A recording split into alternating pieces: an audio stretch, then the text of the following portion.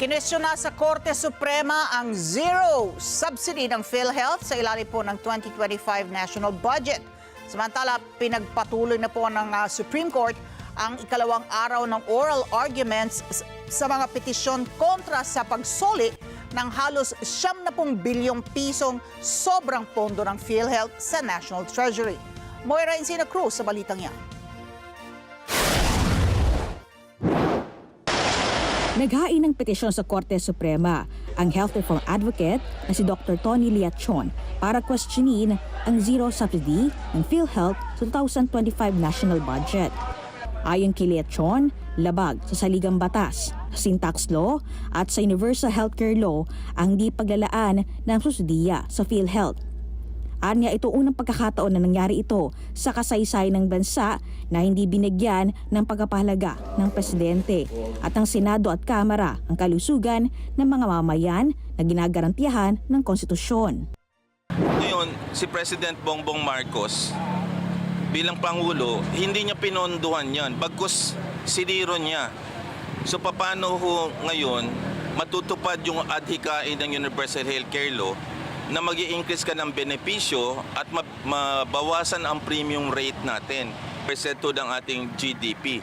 So sa pagbibigay ng zero subsidy sa PhilHealth, pinapakita lang ho ng administrasyon at ng bicameral, ng lower house at ng Kongreso na hindi nila priority ang kalusugan ng bansa natin.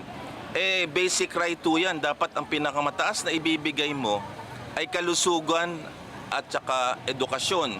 Sa kanyang petisyon, hiniling ng doktor sa Supreme Court na mag-issue ng TRO para ipahinto ang implementasyon ng 2025 General Appropriations Law kaugnay sa zero subsidy ng PhilHealth. Nais din ni Liachon na atasan ng Korte Suprema ang mga kinaukulang ahensya na paglaanan ng mga pondo ang PhilHealth alinsunod sa mga batas at konstitusyon. Ngayon, as we speak, diyan po ako sa PGA nag-aral ng cardiology. Madaling araw pala nakapila. Kung excess talaga ang funds ng PhilHealth, bakit ang dami nakapila dyan? Bakit to ang dami nagmamakaawa pa rin dyan kung sobra ang pera natin? Eto, Supreme Court, dyan lang sa kabilang PGH, ang Malacanang wala pang kalahating kilometro. Ang Department of Finance, dyan lang sa Rojas Boulevard, wala pang kalahating.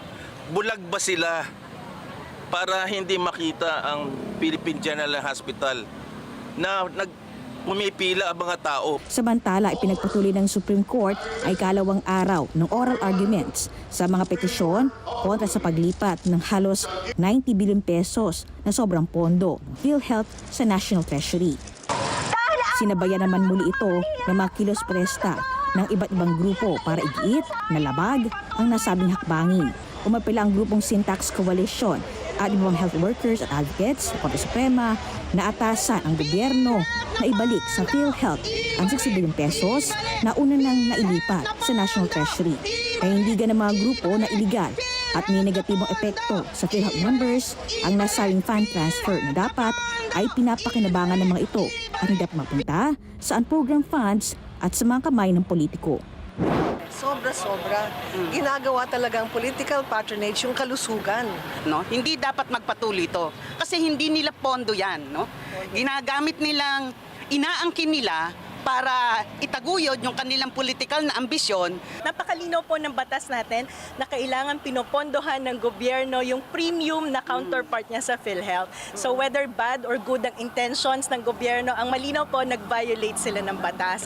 PhilHealth na pondo! Ibalik! Ibalik! Moira Encina Cruz para sa Mata ng Agila, matatag, matapang, matapang. Maraming salamat sa inyo pong pagsubaybay sa Mata ng Agila Primetime. Para malaman ang matatag, matapang at matapat na mga balita, i-follow lamang at mag-subscribe sa AtNet25 TV.